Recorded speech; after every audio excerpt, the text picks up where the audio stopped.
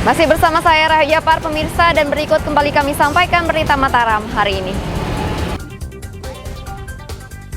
6 kecamatan di Lombok Tengah kekurangan air bersih, Pemda tetapkan status waspada kekeringan.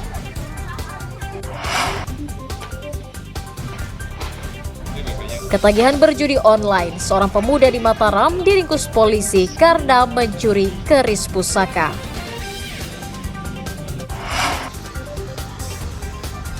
Ganggu keindahan kota, puluhan baliho calon legislatif di Lombok Tengah ditertibkan petugas.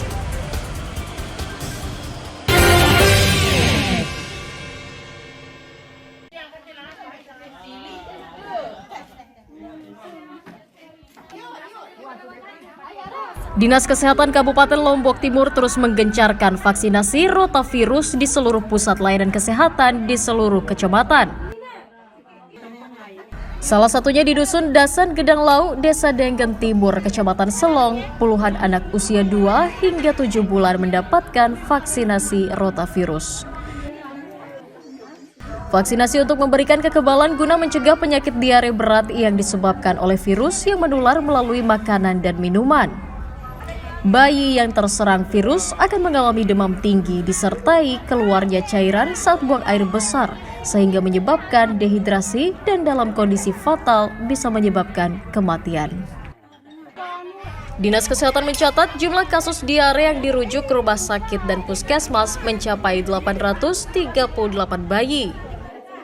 Ini sangat penting untuk mencegah terjadinya diare berat pada balita. Pemberian imunisasi rotavirus ini di Lombok Timur maupun di kabupaten lain itu sudah dimulai sejak tanggal 15 Agustus yang lalu. Nah, ini memang diberikan kepada bayi mulai usia 2 bulan. Ini dilakukan serentak di seluruh Indonesia, termasuk kita di Lombok Timur. Rencananya diberikan sebanyak 3 dosis, mulai usia 2 bulan, 3 bulan, dan 4 bulan dengan interval 4 minggu antar dosisnya, itu antar dosis 1, 2, dan 3. Kita supaya masyarakat tidak ada terdampak dari diare-diare yang berat yang berakibat fatal kepada masyarakat kita. Ya, kita harapkan kepada seluruh masyarakat untuk selalu menjaga kebersihan, baik secara di lingkungan maupun di rumah tangga, termasuk dalam pembuangan air-air limbah supaya bisa terus mengalir ke tempat yang sesuai dengan tempat pembuangannya. Dinas Kesehatan Lombok Timur mencatat total bayi yang telah mendapatkan vaksin rotavirus hingga tanggal 15 Agustus mencapai 1.866 orang di 21 kecamatan. Muhtadin melaporkan dari Kabupaten Lombok Timur.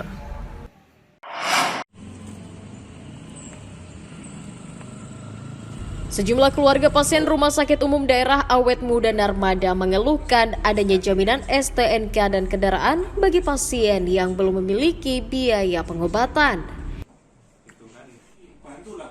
Pihak rumah sakit juga mengharuskan keluarga pasien menandatangani surat pernyataan dan menahan KTP pasien hingga biaya berobat dilunasi.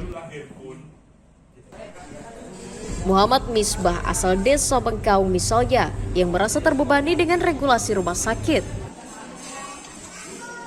Keluarga berharap rumah sakit memberikan solusi terbaik tanpa harus menahan STNK atau motor, salah satunya dengan memberi kesempatan bagi pasien mencari bantuan biaya pelunasan.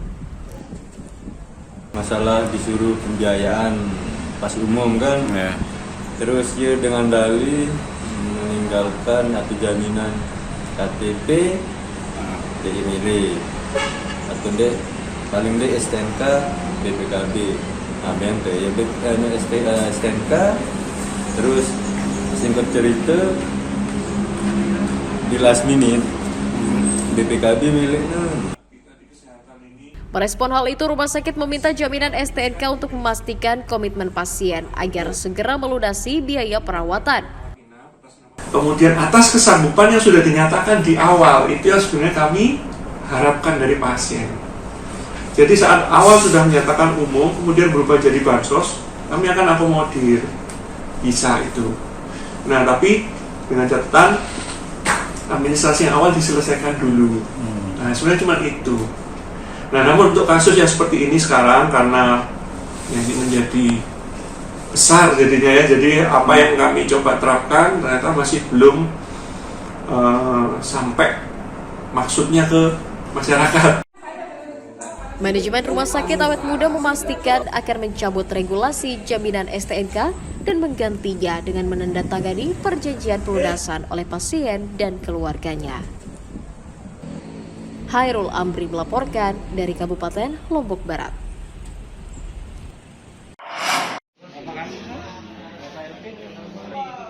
Seorang pemuda bernama Kusmayadi diringkus Satuan Reserse Kriminal Polsek Sandubaya karena diduga mencuri benda pusaka di sebuah perumahan di Mataram. Tersangka ditangkap di rumahnya di Kelurahan Mandalika atas laporan korban yang kehilangan keris dan sejumlah alat pertukangan yang disimpan di dalam lemari. Untuk tinggal satu aja ini. Polisi menyita 1 dari 2 buah keris pusaka, mesin bor, dan mesin gerinda listrik sebagai barang bukti. Tersangka mencuri saat korban sedang menginap di rumah kerabatnya dengan mencongkel jendela.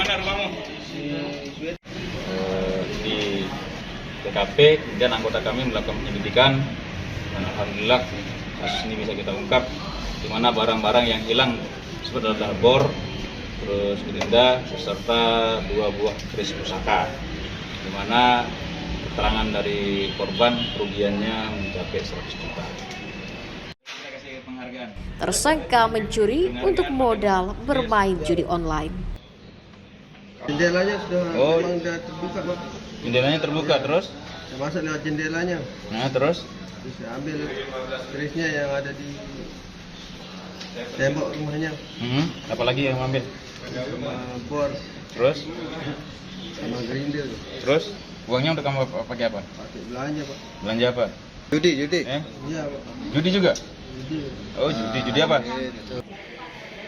Atas ulahnya, tersangka dijerat pasal 363 KUHP tentang pencurian dengan pemberatan dengan ancaman hukuman pidana 7 tahun penjara. Awaludin dari Kota Mataram melaporkan.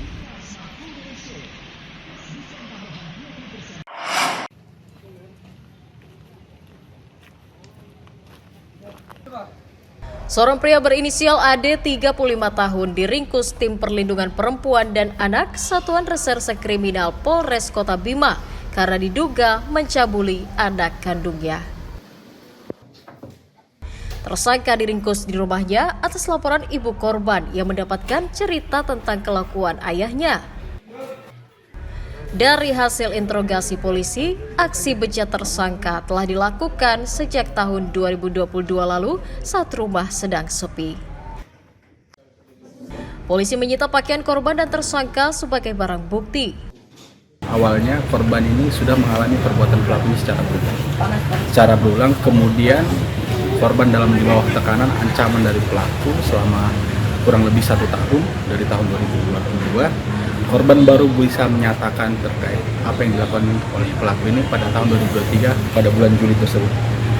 Awalnya korban memberanikan niat untuk mengungkap perbuatan si pelaku ini setelah korban dan ibu korban berlindung di kampung korban sendiri, kemudian mengabari keluarga yang berada di sekitar tempat tinggal si pelaku. Kemudian pelaku diamankan oleh warga setempat, baik dari aparat pemerintah, Babinsa dan Babin Kamtimas untuk diamankan. Atas ulahnya, tersangka dijerat pasal 81 ayat 1 atau pasal 81 ayat 2 Undang-Undang Perlindungan Anak dengan ancaman hukuman maksimal 15 tahun penjara. Dari Kota Bima, Emi Kusuma melaporkan.